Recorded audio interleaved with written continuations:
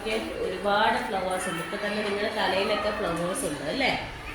അപ്പോൾ ഓരോ ഫ്ലവേഴ്സിനും നമ്മൾ മലയാളത്തിൽ പറയുന്നത് പോലെ തന്നെ അതിന് ഇംഗ്ലീഷിൽ ആ വേർഡ്സിന് പേരുണ്ട് അല്ലേ? അത് ആ പൂവിന് പേരുണ്ട്. അപ്പം നോക്കിയേ, നമ്മുടെ വീട്ടിൽ എപ്പോഴും കാണുന്ന ചെടിയാണ് ഇത് റോസ്. റോസ് അല്ലേ? റോസാണ് കാണൂല്ലേ?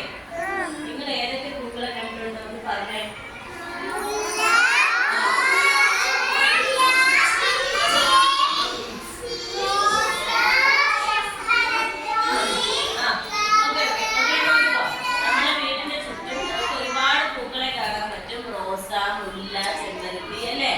അതുപോലെ തന്നെ എന്താണ് നമ്മള് അതുപോലെ വെള്ളത്തിൽ പിടിക്കുന്ന ഫ്ലവർ ഉണ്ടാവും അല്ലേ?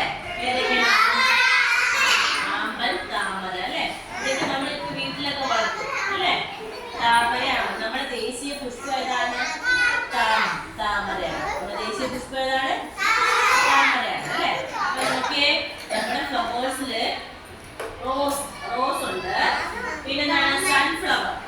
ആദ്യത്തെ സൺഫ്ലവർ എങ്ങനെയാണ്? വലിയ ഫ്ലവർ ആയിരിക്കും, യെല്ലോ ഷേപ്പിലാണ് ഉണ്ടാവുക. നമ്മുടെ സൺഫ്ലവർ സൂര്യകാന്തി പാടത്തൊക്കെ ഇപ്പൊ നിങ്ങളെ സൂര്യകാന്തി പാടത്തൊക്കെ പോയി കാണാറില്ലേ? അപ്പൊ സൂര്യകാന്തിയുടെ ഇംഗ്ലീഷ് പറയുന്ന പേരാണ് സൺഫ്ലവർ. അത് സൂര്യനെ പോലെ ഇരിക്കുന്നത് കൊണ്ട്, അത്രയും വലുത് സൂര്യനെ പോലെ ഇരിക്കുന്നത് കൊണ്ടാണ് നമ്മളതിനെ സൺഫ്ലവർ എന്ന് പറയുന്നത് കേട്ടോ. അടുത്ത നോക്ക്, വെരി ഗുഡ്. നമ്മുടെ വീട്ടിലെ ജമന്തി ബന്ദിയൊക്കെ ഉണ്ട് അല്ലേ? എപ്പോഴും ഓണത്തിന് പോലും നമ്മൾ എപ്പോഴും എന്താണ് അത്തിടാനും ഒക്കെ ആയിട്ട് ഉപയോഗിക്കും അല്ലേ? അപ്പൊ ജമന്തി ഉണ്ടാവും. പിന്നെ എന്താണ്? ലോട്ടസ് ആണ് താമര. നമ്മുടെ ലോട്ടസ് ആണ് താമര. അതുപോലെ വേറൊന്നുണ്ട്, വാട്ടർ ലില്ലി അല്ലേ? വാട്ടർ ലില്ലി ഉണ്ട്.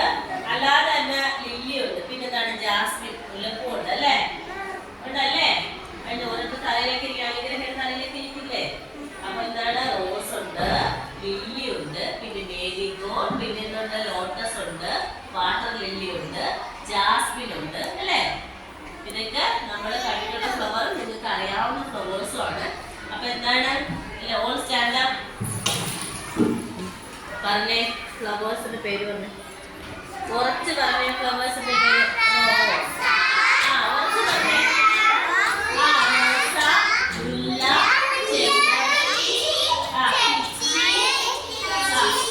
താമര, ആമ്പൽ, പിന്നെ വേറെ ഇല്ല പൂക്കള്.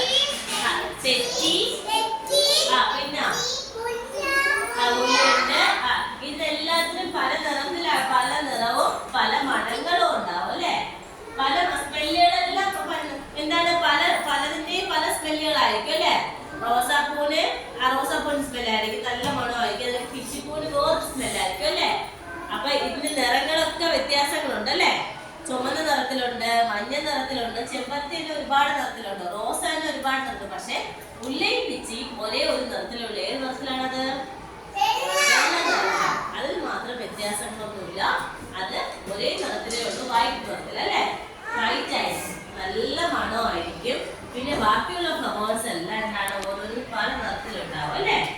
അപ്പൊ പല നിറത്തിലും പല വലുപ്പത്തിലും ഒക്കെ ആയിരിക്കും ഉണ്ടാവുക അല്ലെ? ആദ്യം ശ്രദ്ധിക്കേ, ഇവിടെ പല നിറത്തിലും പല വലുപ്പത്തിലും ഒക്കെ ആയിരിക്കും ഉണ്ടാവുക. നമ്മുടെ വീട്ടിലുണ്ടാവും. ഇനി നമ്മുടെ ഫ്ലവേഴ്സ് എന്തിനൊക്കെ ഉപയോഗിക്കും? ഇവിടെ പറഞ്ഞേ.